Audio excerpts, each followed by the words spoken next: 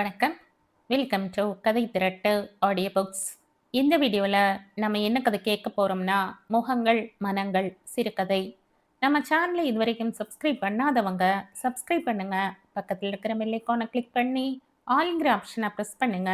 So that நான் போடுற கதைகளை உடனுக்குடனே நீங்கள் கேட்கலாம். வாங்க கதைக்குள்ளே போகலாம். புதியதாக நாமகரணம் செய்ய பெற்றாலும் அந்த பழைய அரசு மருத்துவமனை வழக்கம் போல் அவலமாகவே காட்சியளிக்கிறது. புதிய வர்ணம் அடிப்பதற்காக 4 நாளாய் சுரண்டி போட்ட பழைய சுண்ணாம்பு புழுதி பறந்து கொண்டிருந்தது. அதை மிதித்து நடந்து பாழாகிய தரையும் வந்து போனவர்கள் வீசிய குப்பை செத்தையும் அவற்றில் மேய்ந்து கொண்டிருந்த பூச்சி இனங்களும் நோயாளி கும்பலும் பாத்ரூம்களிலிருந்து குப்பென்று வீசிய வாடையும், அப்பப்பா, மருத்துவமனையாகவா இருக்கிறது? நரகம். மூக்கை பிடித்து கொண்டு விரைகிறேன். அம்பு அப்படியே போட்டது போட்டபடியே படுத்திருக்கிறாள். 16 வயது இளமை வாடி துவண்டிருக்கிறது. பார்க்கையில் வயிற்றில் பள்ளம் பறித்து ஜில் என்று ஊறுகிறது பயம். என்ற கட்டாயம் ராமராஜுவிடம் எப்படியாவது விஷயத்தை காதில் போட்டுவிட வேண்டும். அவன் ஒரு வார்த்தை சொன்னால் இங்கே கேட்பார்கள். இப்படி அம்போவென்று விடாமல் கவனித்து வைத்தியம் செய்வார்கள். எப்படியாவது ராஜுவிடம் சொல்லிவிட வேண்டும். குலாடியின் முகம்தான் கிங்கரன் போல் கண் முன்னால் வருகிறது. அவன்தான் ராஜுவுக்கு கையாள் மெய்யாள் எல்லாம். அநேக சமயங்களில் பொய்யாள். ராஜு வீட்டில் இருந்தாலும் வேண்டாத விசிட்டர்களுக்கு இல்லை என்று சொல்லி திருப்பி அனுப்புவதில் இருந்து சிக்கலான எந்த சமாச்சாரத்திலும் பட்டு கொள்ளாமல் ஒதுங்கும் சாமர்த்தியமான நெளிவு சுழிவுகளில் கை தேர்ந்தவன். அந்த வீட்டிலேயே 3 வருடமாக வேலை பார்க்கிறான். கடந்த 4 நாளாக இந்த அம்புவை பற்றி, ஆஸ்பத்திரியை பற்றி ஒரு வார்த்தை ராஜுவின் காதில் போட விடாமல் அதிகார நந்தியாட்டம் குறுக்கே நிற்கிறானே. ஐயாவ இப்ப பார்க்க முடியாது, சமயம் பார்த்து நானே சொல்றேன் என்பதில் இருந்து, ஆமா, பொண்ணை ஆஸ்பத்திரியில சேர்த்திருக்கிறவனுக்கு அவர் என்ன பண்ணுவாரு? பொண்ணை ஆஸ்பத்திரியில சேர்த்துக்கிறதுக்கு அவர் என்ன பண்ணுவாரு? அப்படியே அவர் சொன்னாலும் டாக்டர் திருப்பி கேட்க மாட்டாரா? ஏயா, எங்க வேலையை பார்க்க எங்களுக்கு தெரியாதா? இதுல கூடவா நீங்க அரசியல்வாதிங்க தலையிடணும்னு? என்ன சொல்றது புரியுதா பண்டிட்ஜி? என்பது வரை ஏதாவது ஒன்றை வகையாய் அடுக்கி என்னை தடுத்து விடுகிறான். நான் போட்டிருக்கும் இந்த பூணூலுக்காகத்தான் அந்த பண்டிட்ஜியே தவிர எனக்கு எந்தவித மரியாதைக்காகவும் இல்லை. பஞ்சாபியிலேயும் வாட்ட சாட்டமான பஞ்சாபி, முழு நீளம் மூஞ்சி, நினைத்தால் என்னை அலாக்காக தூக்கி அப்பளமாக அடித்து விடலாம். எங்கிருந்துதான் ராஜு இவனை பிடித்தாரோ? இங்கே இந்த ஜனங்கள் மத்தியில் பழந்தின்று கொட்டை போட வேண்டுமானால் இந்த மாதிரி குலாடிகளும் அவசியம் போலிருக்கிறது. அவனையும் மீறி ராஜுவின் காதில் எப்படியாவது விஷயத்தை போட்டுவிட வேண்டும். பக்கத்தில் உள்ள பணியாள் விடுதியில் இருக்கும் பூரன் கூட சொன்னானே, பண்டிட்ஜி, ஏன் யோசிக்கிறீங்க? உங்க சாம் கிட்ட சொல்லி பெரிய டாக்டர் கிட்ட பேச சொல்லு. இங்கெல்லாம் சிபாரிசு தான் பேசும், வேற ஒன்றும் செல்லாது என்று. நிஜம்தான். நானும் 4 நாளாய் பார்த்து கொண்டுதான் இருக்கிறேன். ஏன் பாவி என்று கேட்பார் இல்லை. அம்புவை எப்பொழுதோ ஒரு நர்ஸ் வந்து 2 மாத்திரையை கொடுத்து விட்டு போகிறாள். கேட்டால் வலி குறைய என்கிறாள். 2-3 நாள் அம்பு சுருண்டு சுருண்டு படுத்து கொண்டது. வயிற்று வலி என்று புழு போல துடித்தது எல்லாம் பார்க்க சகிக்காமல் பூரனுடைய உதவியோடு ஆட்டோ ரிக்ஷாவில் இங்கே கொண்டு வந்து காட்டிய போது டாக்டர்களுக்கே ஒன்றும் பிடிபடவில்லை போலிருக்கிறது. சேர்த்துட்டு போங்க, அப்சர்வேஷன்ல இருக்கட்டும் என்றார்கள். மறுநாள் பெரிய டாக்டர் வந்து பார்க்க வேண்டும் என்றார்கள். மறுநாள் பெரிய டாக்டர் வந்து பார்க்க வேண்டும் என்றார்கள். அப்புறம் சோதனை எல்லாம் செய்ய வேண்டும் என்றார்கள். ரிசல்ட்டை பார்த்தே வைத்தியம் நிர்ணயம் பண்ண வேண்டும் என்று நேற்று சொன்னார்கள். எல்லாம் எந்த மட்டில் இருக்கிறது? டாக்டர் வந்தாரா, சோதனை பண்ணி முடிவு வந்ததா என்று தாக்கல் மோக்கலோ இல்லாமல் 4 நாள் ஓடிவிட்டன. குழந்தையோ கண்ணையே திறக்காமல் போட்டது போட்டபடியே கிடக்கிறாள். ஒழுங்காய் ஒரு படுக்கை இல்லை, வார்டில் இடம் இல்லை என்று சொல்லி வெளியே வராந்தாவில் வசதி செய்து விட்டிருக்கிறார்கள். பட்ட பகலிலேயே சுண்டெலி காலை இடறி கொண்டு மேலே ஓடுகிறது. போதாகரமாய் மேட்ரன் அசைந்தாடி கொண்டு வருகிறாள். சட்டென்று எழுந்து அவளை கேட்கிறேன், மருந்தெல்லாம் ஒன்றும் கொடுக்கலையாமே? குழந்தை கண்ணை துறக்காம படுத்துட்டு ஆஸ்பத்திரி படியை மிதிச்ச உடனே டக்குன்னு குணமாயிடும்னு எதிர்பார்த்தீங்களா? பார்த்து தான் மருந்து கொடுப்போம்.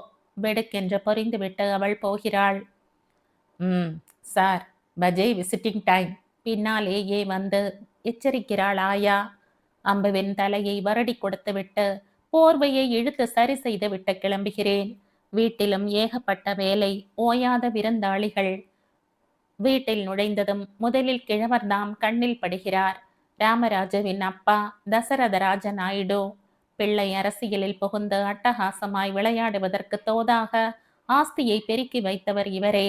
இவரால் தான் நான் டெல்லிக்கு வந்ததும் நெற்றியில் நாமம் பூணூல் சகிதம் பரம ஆச்சாரம், வெங்கடாச்சலபதி, குல தெய்வம், சுத்த சைவம், பூண்டு வெங்காயம் கூட சமையல் சேர்க்கக்கூடாது, ஐயர்தாம் சமைக்க வேண்டும் என்று நியதி. அந்த நியதியை காப்பாற்றத்தான் ராஜு என்னை இங்கே வரவழைத்திருக்கிறான். என்ன ஐயரே, ஆஸ்பத்திரியிலிருந்து வரையா? ஓ, குளிச்சுட்டு அப்புறமா எனக்கு சாப்பாடு எடுத்து வை என்கிறார். குழந்தை எப்படி இருக்கிறாள் என்று ஒரு வார்த்தை கேட்கவில்லை. குளித்துவிட்டு வருகிறேன், சாப்பாடு பரிமாறிக்கொண்டே அவரிடம் சொல்கிறேன். அதான் ஆஸ்பத்திரிக்கு போற அவசரத்துல குழம்ப சரியாவே கொதிக்க வைக்கல, போறது என்றதோடு நிறுத்தியவர் ஏதோ தோன்றி மறுபடியும் சொல்கிறார். சின்ன வயசுல உடம்புல இல்லாத சக்தியா, கவலைப்படாத, எல்லாம் சரியா போயிடும். நானும் அவங்கிட்ட சொல்ல சொல்றேன். ஒரு 2 நாள் பொறு. என்னமோ அவனை மந்திரியா போடுறதா பேச்சு மும்முரமா இருக்கான். அதுக்குத்தான் தலைவருங்க, பார்ட்டி ஆளுங்க, அது இதுன்னு பம்பரமா அலைஞ்சுக்கிட்டு இருக்கான். பணம் பாட்டுக்கு செலவழிஞ்சுக்கிட்டு இருக்கு. இவனை மட்டும் இப்ப மந்திரியாக்கிட்டாங்க. கல்யாண உற்சவம் பண்ணி வைக்கிறேன்டாப்பான்னு நான் திருப்பதிக்கு வேண்டிக்கிட்டு இருக்கேன். நீயும் வெள்ளியில வவுறு வாங்கி போடுறதா வேண்டிக்கோ. பரிமாறிய பாத்திரங்களை எடுத்துக்கொண்டு உள்ளே போகிறேன். எசமானி அம்மாள், ராஜுவின் மனைவி, கேட்டுக்கொண்டே வந்து விட்டாள் போலிருக்கிறது.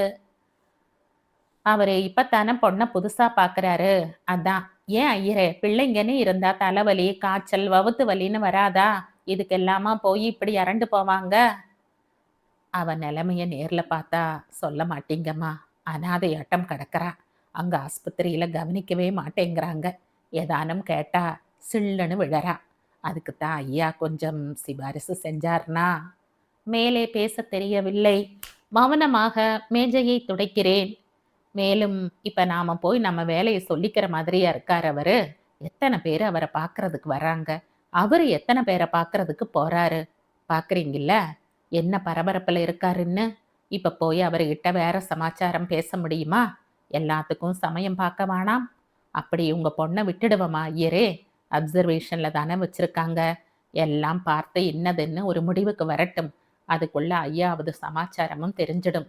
எம்ஓ கிட்டயே பேச சொல்லலாம். விசுக் விசுக் என்ற கொண்டையும் அதில் செருகிய ஒற்றை ரோஜா பூவும் முதலை தோல் கை பையுமாக போகிறாள் அவள். இவளால் தானே அம்புவை டெல்லிக்கு வரவழைத்தேன். எந்த வேளையில் வந்தாளோ இப்படி நாதியற்று கிடக்கிறாள் என் கண்மணி. அவளை அப்படி காப்பாற்றுவேன், இப்படி வளர்ப்பேன் என்று கையடித்து சொன்னேனே. அவள் அம்மா மரணப்படுக்கையில் இருந்தபோது. இப்போது கிராமத்தில் பாட்டியிடம் இருந்த வரையில் அவள் ராஜாத்தியாகத்தான் இருந்தாள். புத்தி கெட்டு போன வருஷம் ஏன் இங்கே வரவழைத்தேன்? எனக்கு வயசாயிடுத்து. உன் பொண்ணும் 10வது முடிச்சுட்டா. இனிமே உன் பாடு, உன் பெண் பாடு என்ற ஊரில் இருந்து அம்மா எழுதிவிட்டாள். அவளுக்கு ஒரு பையனை பார்த்து கல்யாணத்தை நடத்திவிட்டால் பொறுப்பு தீர்ந்தது. நானும் டெல்லிக்கு வந்து 2 வருடமாகிவிட்டதால் ஊருக்கும் ஒரு நடை போய் வர வேண்டும் என்று இவளிடம்தான் பிரஸ்தாபித்தேன். ஏன் ஐயரே, பொண்ணுக்கு என்ன வயசு என்றாள். 15 ரொம்பிடுத்துன்னு நினைக்கிறேம்மா. 18க்கு கீழே பண்ணக்கூடாதுன்னு இப்ப சட்டம் வந்துடுச்சுன்னு தெரியுமோ இல்லையோ? தலையை சொரிந்தேன். அம்மாவுக்கு வயசாயிடுத்து. வாஸ்தவந்தான். அதுக்காக பேசாம இங்க வரவழைச்சிடுங்க. வயசு வந்த பொண்ணு வேற எங்கேயும் இருக்க முடியாது. பாட்டிகிட்ட இல்லைன்னா இங்க அப்பா கிட்ட தான் இருக்கணும். எனக்கும் கொஞ்சம் கூட மாட இருக்கும் என்று சொன்னவளே இவள்தான். ஊரிலேயே இருந்திருந்தால் அவளை தலைமேல் தாங்கி கவனித்துக் கொண்டிருப்பாள் பாட்டி. பக்கத்து தெருவிலேயே டாக்டர் லொட லொட என்று பேசினாலும் கைராசிக்காரர். நாளுக்கு 3 தரம் வந்து பார்த்து மருந்து கொடுத்திருப்பார். இரவு சாப்பாட்டின் போது எதிர்பார்த்தது நடக்கவில்லை. கட்சியின் மேல் இடத்தில் இருந்து யாரோ வந்திருந்தனர். ராமராஜு அவர்களோடு சாப்பிட முடியாமல் பெரியவர் தனியாக முதலில் சாப்பிடும்படியாயிற்று. பெரிய ஏமாற்றம். என்னை அழுத்தி கொண்டிருந்த போதுதான் எதேச்சையாய் அந்த வாய்ப்பு கிட்டியது. வழக்கமாய் குலாடிதான் இரவில் ராஜுவுக்கு பால் கொண்டு போய் கொடுப்பான். இன்று அவனை காணோம். இரவு 10 மணிக்கு அவனை வெளியே அனுப்பியிருக்கிறாராம் ராஜு. என்ன சமாச்சாரமோ? நான் பாலை எடுத்து கொண்டு போனேன். எல்லோரையும் அனுப்பிவிட்டு தனியாகத்தான் இருந்தார் ராஜு. சட்டென்று, நீங்க நீங்க தான் பெரிய மனசு பண்ணி அங்க யாரையேனும் பெரிய டாக்டர்கிட்ட சொல்லணும். நான் சொல்றேன்னு வேணாம். நீங்களே நேர ஒரு நடை வந்து உங்க கண்ணால பாருங்கோ. அங்கெல்லாம் எப்படி நடக்கிறதுன்னு தெரியும். நானா? நான் என்ன டாக்டரா? பார்த்து மருந்து கொடுக்க போறேனா? வந்து பார்த்தேன்னா தெரியும். நீங்களாவே உடனே சிபாரிசு பண்ணுவேன். குழந்தை குழந்தை. மேலே பேச முடியாமல் குரல் தழுதழுக்க திரும்பி விடுகிறேன். காலையில் இருப்பே கொள்ளவில்லை. 8 மணிக்கெல்லாம் பூரணை கூப்பிட்டு பிரெட்டோ பழமோ வாங்கி வைத்து நீ ஒப்பேற்றிக்கொள், நான் போயே ஆக வேண்டும், அம்மாவிடம் சொல்லிவிடு என்று சொல்லிவிட்டு கிளம்பிவிட்டேன். எசமானி அம்மாள் கண்ணிலேயே படவில்லை உத்தரவு வாங்கிக் கொள்ள. ஆஸ்பத்திரியில் அம்பு இன்னும் நைந்து போயிருப்பது போல் பட்டது. ஓடிப்போய் வார்டு நர்ஸிடம் சொல்கிறேன். இப்போ டாக்டர் வந்துடுவார், இன்னைக்கு பெரிய டாக்டரும் கூட வருவாரு என்கிறாள் அவள். கொஞ்ச நேரம் ஆகிறது. சரி, எதுவானாலும் துளி பால் கொடுப்பதில் தப்பிருக்காது. இப்படி காய்ந்திருக்கிறாளே என்று அவள் தலையை தூக்கி மடியில் வைத்து கொண்டு கையோடு கொண்டு போயிருந்த பாலில் ஒரு ஸ்பூனை எடுத்து வாயில் விடுகிறேன். உள்ளே இறங்கவில்லை. மாறாக கழுத்தருகில் விசுக்கென்று ஒரு வெட்டு வெட்டுகிறது. அம்போ அம்போ என்று நான் போட்ட கூச்சலில் நர்ஸோடு மேட்ரனும் ஓடி வருகிறாள். குனிந்து பார்த்துவிட்டு நர்ஸுக்கு கட்டளை இடுகிறாள். அவள் ஓடுகிறாள். ஒரு டாக்டரோடு வருகிறாள். அவர் பரிசோதிக்கிறார். ஏதோ உத்தரவிடுகிறார். அடுத்த கணம் அம்புவை ஸ்ட்ரெச்சரில் மாறி போட்டு வேறு ஒரு வார்டுக்கு கொண்டு போகிறார்கள். இன்ஜெக்ஷன் போடுகிறார்கள். குளுக்கோஸ் கொடுக்க ஏற்பாடு செய்கிறார்கள். விறுவிறுவென்று வருபவர் பெரிய டாக்டராகத்தான் இருக்க வேண்டும். நேராக வந்து இமையை விலக்கி பார்க்கிறார். உள்ளங்காலில் பிராண்டி பார்க்கிறார். இன்னும் என்னென்னவோ தட்டி கொட்டி பார்க்கிறார். சல்லென்று எரிந்து விழுகிறார். ஏன் என் கவனத்துக்கு முன்னமையை கொண்டு வரல என்கிறார். மென்று விழுங்குகிறார்கள் மற்றவர்கள்.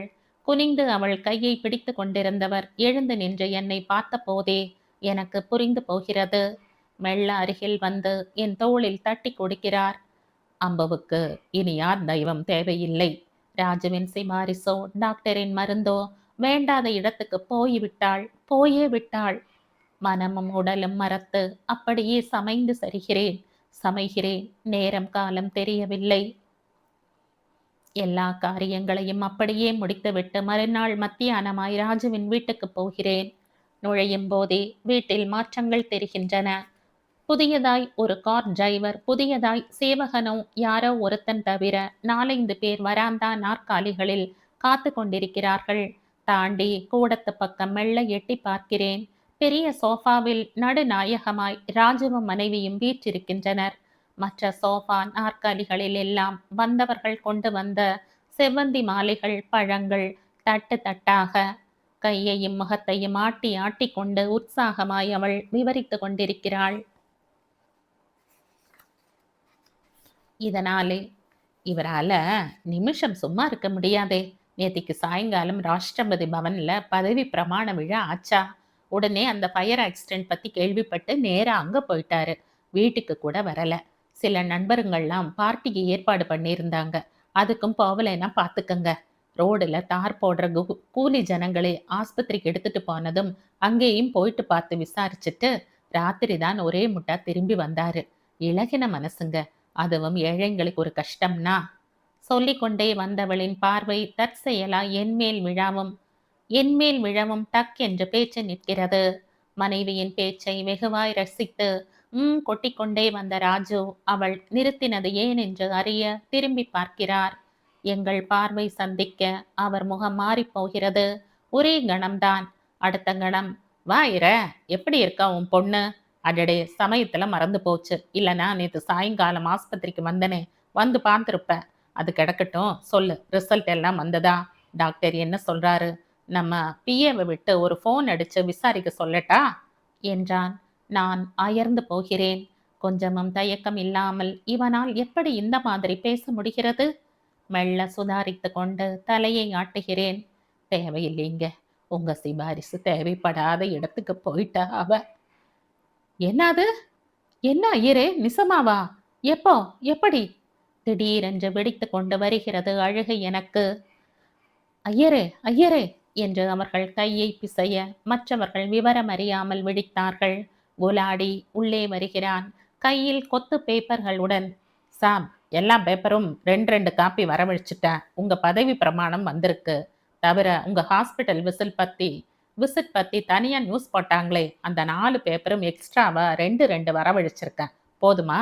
நீங்க பாத்தீங்களோ என்று ராமராஜுவின் பக்கத்தில் அமர்ந்திருந்தவரிடம் பேப்பரை நீட்டிவிட்டு திரும்பியவன் என்னை கவனிக்கிறான். அடே பண்டிட்ஜி, இந்த ஒரு நாள் பொறுத்துக்க முடியலையா உனக்கு? நான் தான் சொல்லி இருக்கனே. அவ்வளவுதான், பொத்து கொண்டாற் போல பீரிடுகிறது எனக்கு. சீறுகிறேன். இன்னும் நான் பொறுத்துக்கணுமா? யாருக்காக? நேத்து ஏன் அவங்கள பொறுத்துக்க சொல்லல? ஓடி இருக்கீங்களே ஆஸ்பத்திரிக்கு. கூலி ஜனங்களோ, அதுக்கும் கடைப்பட்டவங்களோ, விபத்து வெள்ளம் வறட்சினா நீங்க தயங்க மாட்டீங்க. போட்டி போட்டுட்டு ஓடுவீங்க. ஏன்னா அது பெரிய விஷயம் ஆயிடுறது. ராமராஜுவின் ஆஸ்பத்திரி விஜயம்னோ இல்ல பார்வையிட்டார்னோ நியூஸ் போட்டு பேப்பர்ல போட்டோவும் போடுறான். துடிக்கிறவங்க பக்கத்துல நீங்களும் போட்டோவுக்கு போஸ் கொடுத்துட்டு நிக்கிறீங்க. நான் உங்களுக்காக நாயா உழைச்சா கூட அம்பு சமாச்சாரம் அந்த மாதிரியா? அவர் என்ன டாக்டரா? வந்து பார்த்து மருந்து கொடுக்க போறானா? நீயே நேத்துக்கு எந்த மூஞ்சியோட போனீங்க? இப்போ இல்ல எனக்கு விஷயம் புரியுது. ஏழைங்களோ அவங்க வேதனையோ கூட உங்களுக்கு பப்ளிசிட்டிக்கு பயன்படும்னா அப்ப அதுல உங்களுக்கு கரிசனம் வருது. அக்கறை காட்டி ஏழை பங்காளன்னு ஆயிடுறீங்க. அம்மா, ஏம்மா, நெஞ்சில கை வச்சு சொல்லுங்க, நான் சொல்றது நெஜமில்லைன்னு. ச்சே! அத்தனை பேரும் விக்கித்து நிற்க பொங்கும் கண்ணீரோடு கேவிக்கொண்டே விறுவிறுவென்று வெளியேறுகிறேன் நான்.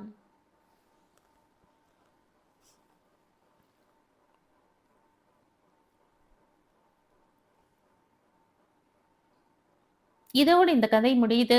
இந்த கதை உங்களுக்கு பிடிச்சிருந்தா லைக் பண்ணுங்க, ஷேர் பண்ணுங்க, சப்ஸ்கிரைப் பண்ணுங்க. மற்றும் ஒரு இன்ட்ரெஸ்டிங்கான கதையோட அடுத்த வீடியோல சந்திப்போம். பாய். Thank you.